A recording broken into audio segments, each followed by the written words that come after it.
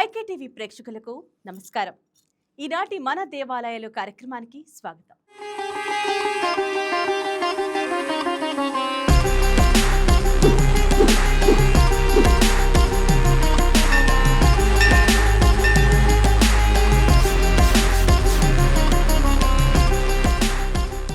పవిత్ర గోదావరి తీరంలో చరిత్రను తనలో దాచుకున్న ఓ పుణ్యభూమి అహింసను ఆయుధంగా మార్చి త్యాగాన్ని శాంతి సందేశంగా చాటిన ఓ దివ్యధామం. అదే పెనుగొండ శ్రీ మహాలక్ష్మీదేవి అంశగా అవతరించి సమాజ రక్షణ కోసం తనను తాను అర్పించుకున్న శ్రీ వాసవి కన్యకా పరమేశ్వరి అమ్మవారి పవిత్ర క్షేత్రమిది. అమ్మవారి ఆత్మార్పణం వెనుక ఉన్న ఆ మహాత్యాగ గాథ ఏంటి? 102 గోత్రాల దంపతులు అగ్నిగుండంలోకి ఎందుకు ప్రవేశించారు? ఆర్య వైశ్యులకు పెనుగొండ ఎందుకు కాశీ తిరుపతిలా మారింది? నేటికి లక్షలాది మంది భక్తులు ఈ క్షేత్రానికి ఎందుకు తరలివస్తున్నారు? భక్తి, త్యాగం, అహింస, ఆత్మగౌరవం ఈ 4 విలువలకు ప్రతీకగా నిలిచిన వాసవి పెనుగొండ కథేంటో ఈరోజు మన దేవాలయాలు కార్యక్రమంలో తెలుసుకుందాం. పశ్చిమ గోదావరి జిల్లాలోని పెనుగొండ పట్టణం ఆధ్యాత్మిక చరిత్రకు, భక్తి విశ్వాసాలకు, మహోన్నతమైన త్యాగానికి ప్రతీకగా నిలుస్తోంది. పవిత్ర గోదావరి పరివాహక ప్రాంతంలో వెలిసిన ఈ పుణ్యక్షేత్రం ఆర్య వైశ్యుల ఆరాధ్య దైవమైన శ్రీ వాసవి కన్యకా పరమేశ్వరి అమ్మవారి ప్రధాన క్షేత్రంగా ప్రసిద్ధి చెందింది. భక్తుల విశ్వాసాలను గౌరవిస్తూ ఆంధ్రప్రదేశ్ ప్రభుత్వం పెనుగొండ పేరును వాసవి పెనుగొండగా మార్చింది. ప్రతిరోజు పెద్ద సంఖ్యలో భక్తులు అమ్మవారిని దర్శించుకొని మొక్కులు చెల్లించుకుంటారు. ముఖ్యంగా వాసవి జయంతి, ఆత్మార్పణ దినోత్సవం, శరన్నవరాత్రులు వంటి పర్వదినాల్లో దేశంలోని వివిధ ప్రాంతాల నుంచి వేలాదిగా భక్తులు పెనుగొండకు తరలివస్తారు.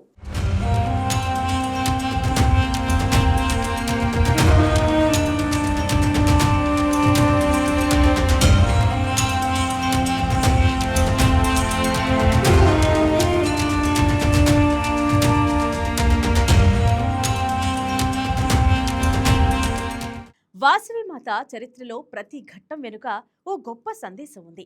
అహింస, ఆత్మగౌరవం, సమాజ రక్షణ, త్యాగం ఈ 4 విలువలను తన జీవితంతో చాటి చెప్పిన మహాశక్తిగా వాసవి మాతను భక్తులు కొలుస్తారు. అమ్మవారి అవతారానికి సంబంధించిన స్థల పురాణం ఏం చెబుతోంది?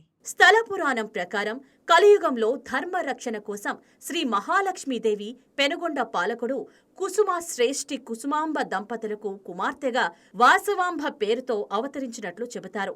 చిన్నతనం నుంచే భగవద్భక్తితో పెరిగిన వాసవాంబ అలౌకిక సౌందర్యంతో అందర్నీ ఆకట్టుకున్నారు. అయితే ఆమె జీవితంలో ఓ కీలక మలుపు వచ్చింది. వేంగి దేశాధిపతి విష్ణువర్ధన మహారాజు వాసవాంబను వివాహం చేసుకోవాలని భావించినట్లు స్థల పురాణం చెబుతోంది. వాసవాంబ అంగీకరించకపోవడంతో ఆమెను బలవంతంగా వివాహం చేసుకోవాలని రాజు భావించాడు. అయితే తన వివాహం కారణంగా యుద్ధం జరిగి ఎంతో మంది ప్రాణాలు కోల్పోవడం వాసవీమాతకు ఇష్టం లేకపోవడంతో అహింసే పరమ ధర్మమని చాటుతూ రక్తపాతం జరగకుండా సమాజ రక్షణ కోసం ఆత్మార్పణకు సిద్ధమైనట్లు స్థల పురాణం చెబుతోంది.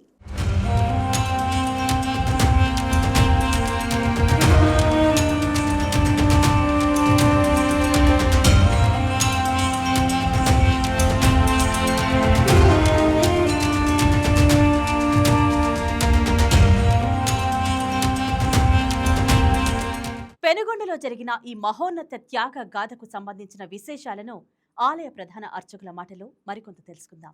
పెనుగొండ పట్టణాన్ని ప్రధానంగా తీసుకుని కుసుమాంబ కుసుమశ్రేష్ఠి దంపతులు ఈ పెనుగొండ పట్టణాన్ని పరిపాలిస్తూ ఉండేవారు. ఈ పెనుగొండ పట్టణాన్ని పరిపాలిస్తూ ఉండగా విష్ణువర్ధన మహారాజు, ఏదైతే మనం ఇప్పుడు రాజమండ్రి అని పిలుస్తున్నామో, రాజమహేంద్రపురము ఆ ప్రాంతాన్ని పరిపాలించేటువంటి మహారాజు విష్ణువర్ధనుడు పెనుగొండ క్షేత్రం మీదుగా వెళుతూ ఈ క్షేత్రంలో ఉన్నటువంటి వాణిజ్య సంబంధాలన్నీ కూడా చూసుకుంటూ ఇక్కడ వాసవి అమ్మవారిని చూసి ఇక్కడ ఉన్నటువంటి పెద్దలందరినీ కూడా కలిసి నేను వివాహం చేసుకుంటాను అనేటువంటి ఒక సంప్రదించడం జరిగింది. ఎప్పుడైతే వివాహం చేసుకుంటానని సంప్రదించారో అప్పటికి 714 మంది గోత్రిజులు వైశ్యులుగా ఉండేవారు అప్పటి పెనుగొండ ప్రాంతంలో. వారితో పాటు చాలామంది అమ్మవారి పాటు వివాహం చేసుకోవడానికి కొంతమంది అంగీకరించారు, కొంతమంది దాన్ని విభేదించారు. మన నిర్ణయం అమ్మవారి మీద పెట్టి అడుగుదాము అని చెప్పి వాళ్ళందరూ కూడా వాసవిని పిలిచి అడిగితే ఆవిడ చెప్పిన మాట త్యాగము, సత్శీలత, అహింస. అంటే ఇప్పుడు నేను ఈ వివాహం వద్దు అని అంటే యుద్ధ నష్టం జరుగుతుంది, ప్రాణ నష్టం జరుగుతుంది. కావున దీనికి పరిష్కారం ఏమిటి అని అంటే అప్పుడు వాసవి కన్యకా పరమేశ్వరి అమ్మవారి యొక్క అవతరణ, ఆవిడ అవతరించేటువంటి సమయం ఆసన్నమైందని చెప్పి 102 మంది, అంటే అమ్మవారితో పాటు 102 మంది అగ్ని ప్రవేశం చేయడానికి సిద్ధపడతారు. అగ్ని ప్రవేశం చేయడానికి సిద్ధపడితే అగ్నిలో దూకాలి. మామూలుగా వేడి తగిలితేనే మనకి శరీరం అంతా కూడా ఎంతో బాధ లేకపోతే వేడి ఉంటుంది. అటువంటిది అమ్మవారి మాట నమ్మి, అసలు కన్యకా పరమేశ్వరి అమ్మవారి జననం ఎలా జరిగింది అని అంటే మనకి దేవీ భాగవతంలోను అలాగే మార్కండేయ పురాణంలో కూడా మనకి దుర్గా సప్తశతిలో కూడా 13వ అధ్యాయంలో చెప్పింది. స్వరధి అలాగే సమాధి, ఒక వైశ్యకి మహారాజుకి జరిగినటువంటి సంభాషణలో మహారాజేమో ఆచంద్రతారార్కము కూడా నా యొక్క వంశము మరలా అభివృద్ధి చెందాలని చెప్పి ఈ మహారాజు కోరుకున్నాడు. కానీ ఈ సమాధి అయినటువంటి వైశ్యుడు ఏం చేశారంటే, అమ్మ నీవు నా ఇంట జన్మించాలి అని చెప్పి కోరుకున్నాడు. ఆ వరప్రసాదంగా కుసుమాంబ కుసుమశ్రేష్ఠి దంపతులకి పుత్రకామేష్టి యాగ ప్రసాదంగా అమ్మవారి యొక్క జననం చెందడం జరుగుతుంది. అమ్మవారు అలాగే విరూపాక్షుడు ఇద్దరు కూడా కవలలు. కుసుమాంబ కుసుమశ్రేష్ఠి దంపతులకి విరూపాక్షుడు అలాగే వాసవి కన్యకా పరమేశ్వరి ఇద్దరు కూడా కవలలుగా జన్మిస్తారు.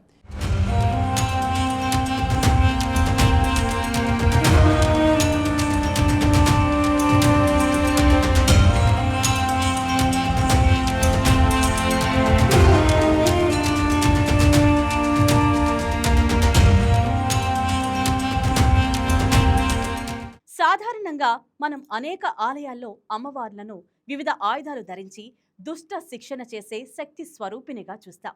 కానీ పెనుగొండ వాసవి కన్యకా పరమేశ్వరి అమ్మవారు శాంతమూర్తిగా ప్రసన్న వదనంతో భక్తులను అనుగ్రహించే తపస్వినిగా దర్శనమిస్తారు. ఈ ఆలయం ప్రపంచంలోనే వాసవి మాతకు నిర్మించిన మొదటి మరియు ప్రధాన మాతృక్షేత్రం. ఇక్కడ అమ్మవారు స్వయంభుగా వెలిసి నిత్య పూజలు అందుకుంటున్నారు. వాసవి మాత కథలో త్యాగం ఎంతో గొప్పదో ఈ క్షేత్రంలోని ప్రతి నిర్మాణం ఆ చరిత్రను అంతే ఘనంగా గుర్తు చేస్తుంది. భక్తులు పెనుగొండలో అడుగు పెట్టగానే కనిపించే ప్రత్యేక ఆకర్షణలు ఏమిటి? పెనుగొండ క్షేత్రంలో అడుగు పెట్టగానే భక్తులకు ఒక దివ్యానుభూతి కలుగుతుంది. ఇక్కడ ప్రధాన ఆలయంతో పాటు నూతనంగా నిర్మించిన 90 అడుగుల ఎత్తైన అతిపెద్ద వాసవి మాత పంచలోహ విగ్రహం ప్రత్యేక ఆకర్షణగా నిలుస్తుంది. అలాగే అగ్ని ప్రవేశం చేసిన 102 గోత్రాల దంపతుల జ్ఞాపకార్థం నిర్మించిన స్మారక మండపాలు, వాసవి ధామం భక్తులను విశేషంగా ఆకట్టుకుంటాయి. కుల మతాలకు అతీతంగా దేశ విదేశాల నుంచి వచ్చే భక్తులతో ఈ క్షేత్రం నిత్యం రద్దీగా ఉంటుంది. వాసవి మాత ఆత్మార్పణ ఘట్టం పెనుగొండ క్షేత్రానికి ప్రత్యేక గుర్తింపును తీసుకొచ్చింది. 102 గోత్రాలకు చెందిన దంపతులు అగ్నిగుండాల్లోకి ప్రవేశించిన సమయంలో వాసవి మాత తన నిజస్వరూపమైన శ్రీ రాజరాజేశ్వరి దేవిగా దర్శనమిచ్చినట్లు భక్తుల విశ్వాసం. అహింస, త్యాగం, ఆత్మగౌరవం, సమాజ రక్షణకు ప్రతీకగా వాసవి మాతను భక్తులు కొలుస్తుంటారు. ఈ క్షేత్రంలో అమ్మవారు శాంత స్వరూపిణిగా భక్తులకు దర్శనమిస్తారు.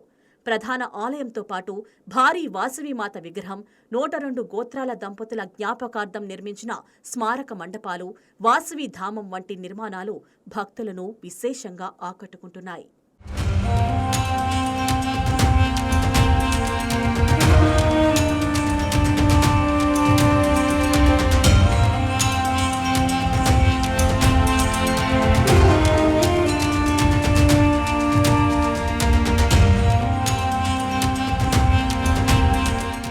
నిజమైన భక్తితో కొలిచే భక్తుల పాలిట వాసవిమాత ప్రత్యక్ష దైవంగా, కొంగు బంగారంగా నిలుస్తుంది. శ్రీ మహాలక్ష్మీదేవి అవతారమైన వాసవి మాతను పూజిస్తే దారిద్ర్యం తొలగిపోయి ఐశ్వర్యం ప్రాప్తిస్తుందని భక్తుల బలమైన నమ్మకం. ముఖ్యంగా వ్యాపార రంగంలో ఉన్నవారు, నూతనంగా వ్యాపారాలు ప్రారంభించేవారు పెనుగొండ వచ్చి అమ్మవారి పాదాల చెంత ప్రత్యేక పూజలు నిర్వహిస్తారు. అమ్మవారి అనుగ్రహం ఉంటే వ్యాపారంలో నష్టాలు తొలగిపోతాయని, సమృద్ధి లభిస్తుందని నమ్ముతారు. అంతేకాకుండా వివాహం కావలసిన యువతీ యువకులు అమ్మవారికి పసుపు కుంకుమలు సమర్పించి ముడుపులు కడితే త్వరలోనే కళ్యాణ యోగం పడుతుందని భక్తులు విశ్వసిస్తారు. సంతానం లేని దంపతులు ఇక్కడికి వచ్చి అమ్మవారిని దర్శించుకుని బొడిబియ్యం సమర్పిస్తే సద్గుణవంతులైన సంతానం కలుగుతుందని భక్తులు అనుభవపూర్వక నిజం. కుటుంబంలో అశాంతి, గొడవలతో బాధపడేవారు ఇక్కడ కాసేపు ధ్యానం చేస్తే మనశ్శాంతి లభిస్తుందని భక్తులు చెబుతుంటారు. ఈ ఆలయం ప్రత్యేకలేంటో అఖిల భారత్ శ్రీ వాసవి పెనుకొండ ట్రస్ట్ సభ్యుల మాటల్లో తెలుసుకుందాం. పట్నాల్ని ఈ కుసుమశ్రేష్ఠి కుసుమాంబ రాజదంపతులు వేలుతూ ఉండేవాళ్ళు. వాళ్ళకి సంతానం లేకుండా దానికి పుత్రకామేష్టి యాగం చేసినవాడు. యజ్ఞ పురుషుని ఫలముగా అమ్మవారు ఆదిశక్తి స్వరూపిణి కలియుగంలో అహింసాతత్వాన్ని బోధించేదానికోసము ఈ పెనుగొండ క్షేత్రంని సెలెక్ట్ చేసుకొని ఇక్కడ జన్మం తాడుతారు. వాళ్ళు కవల పిల్లలు, వాళ్ళ జతలో విరూపాక్ష కూడా జన్మిస్తారు. ఆ తర్వాత 11 సంవత్సరాలైనవాడు అమ్మవారు చాలా సుందరంగా ఉంటారు, చాలా భవ్య సుందరంగా ఉంటారు. మహాన్ భక్తరాలు నగరేశ్వర స్వామిని ఎప్పుడూ ఆరాధిస్తూ ఉండేవాళ్ళు. అప్పుడు ఇక్కడ ఈ ప్రాంతానికంతా ఒక చక్రవర్తి ఉండేవాడు, విష్ణువర్ధన చక్రవర్తిని. అతను ఇక్కడ వచ్చినప్పుడు వీళ్ళంతా సామంతరాజులు కాబట్టి అమ్మవారిని చూసి మోహించి నేను పెళ్లి చేసుకోవాలా అంటని అడుగుతాడు. అప్పట్లో వయసులో 714 గోత్రాలు ఉండేది. అమ్మవారు లేదు, నేను ఎవరిని పెళ్లి చేసుకునే లేదు, నేను ఈ భూమికి వచ్చిండే కారణమే వేరే, అహింసాతత్వాన్ని బోధించేదానికోసరము, మరియు అంతర్జాతీయ వివాహాలు కూడా మనము నిషేధించాలి, చేసుకోరాదు అని తత్వం చెప్తుంది. అప్పుడు సభ ఏర్పాటు చేసినప్పుడు 612 గోత్రజులు ఇంకా చక్రవర్తితో మనము యుద్ధం పెట్టుకుంటే లక్షాంతర మంది చనిపోతారంటని పారిపోతారు. 102 గోత్రజులు మాత్రము కుసుమశ్రేష్ఠికి సపోర్ట్ చేస్తారు. అమ్మవారు అప్పుడు యుద్ధం నిలిపేదానికోసం అహింసాతత్వాన్ని ప్రప్రథమంగా ఈ విశ్వానికి బోధిస్తారు. ఈ తత్వంలో ఏమేంటనంటే అహింస మార్గాన్ని అనుసరిస్తూ ఈ 102 గోత్రజులతో పాటు అమ్మవారు అగ్నిప్రవేశం చేస్తారు. అగ్నిప్రవేశం చేసిన తర్వాత అదే హోమకొండం ఇంకా వాసవి అమ్మవారు పరమేశ్వరి రూపము, అంటే కన్యకా పరమేశ్వరి రూపము ఒరిజినల్ తమది చూపిస్తూ అష్టాదశ భుజాలతో అమ్మవారు వాసవి సప్తశతి అని బోధిస్తారు. 18 అధ్యాయాలు ఉంటుంది ఈ వాసవి సప్తశతి.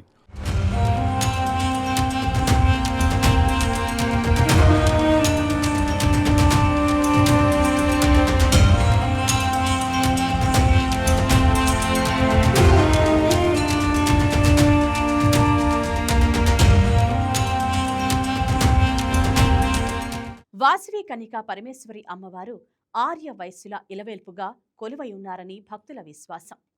ప్రతి సంవత్సరం పెనుగొండ క్షేత్రంలో జరిగే ఉత్సవాలు కన్నుల పండుగగా సాగుతాయి. ముఖ్యంగా అమ్మవారు అగ్ని ప్రవేశం చేసిన రోజున జరిగే ఆత్మార్పణ దినోత్సవం, అమ్మవారి అవతార దినమైన వాసవి జయంతి మరియు శరన్నవరాత్రుల సమయంలో పెనుగొండ ఒక మహోజ్వాల ఆధ్యాత్మిక శోభను సంతరించుకుంటుంది. ఆ సమయంలో రంగురంగుల విద్యుత్ కాంతులు, వేద పండితుల మంత్రోచ్చరణలు, భక్తుల జయజయ ధ్వనులతో ఈ పుణ్యక్షేత్రం మారుమోగుతుంది. పెనుగొండలో ఏడాది పొడవునా ఆధ్యాత్మిక కార్యక్రమాలు జరుగుతూనే ఉంటాయి. ఏటా భక్తుల రద్దీ విపరీతంగా పెరుగుతుండటంతో దేవాదాయ శాఖ మరియు ఆలయ ట్రస్ట్ బోర్డు పెద్ద ఎత్తున అభివృద్ధి కార్యక్రమాలు చేపట్టాయి. సుదూర ప్రాంతాల నుంచి వచ్చే భక్తుల కోసం ఆధునిక వసతులతో కూడిన వసతి గృహాలు, నిత్య అన్నదాన పథకం, సులభతర దర్శనం కోసం ప్రత్యేక క్యూలైన్లు, రవాణా సౌకర్యాలను మెరుగుపరిచారు. రోజురోజుకు నిత్య కళ్యాణం పచ్చ తోరణంలా విరాజిల్లుతున్న పెనుగొండ శ్రీ వాసవి కన్యకా పరమేశ్వరి ఆలయం భక్తుల భయాలను పోగొట్టి కోరిన కోరికలు తీర్చే మహోన్నత పుణ్యధామంగా బాసిల్లుతోంది. పెనుగొండకు రోడ్డు మార్గం ద్వారా సులభంగా చేరుకోవచ్చు. సమీపంలోని ప్రధాన పట్టణాల నుంచి బస్సులు, ప్రైవేటు వాహనాలు అందుబాటులో ఉంటాయి. సమీప రైల్వే స్టేషన్ల నుంచి కూడా రోడ్డు మార్గంలో పెనుగొండకు చేరుకోవచ్చు. త్యాగానికి ప్రతీకగా, అహింసకు ఆచరణగా, భక్తికి నిలయంగా, ఆర్య వైశ్యుల ఆరాధ్య క్షేత్రంగా, పవిత్ర గోదావరి తీరంలో వెలసిన వాసవి పెనుగొండ నేటికి భక్తుల ఆధ్యాత్మిక విశ్వాసాలకు ప్రతీకగా నిలుస్తోంది.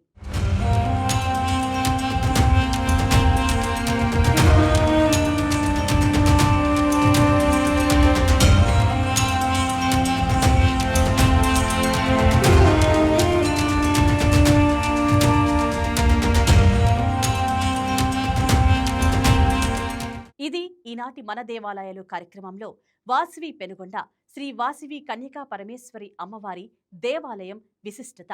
మరొక ఎపిసోడ్లో మరో పుణ్యక్షేత్రం గురించి తెలుసుకుందాం. అప్పటి వరకు సెలవు.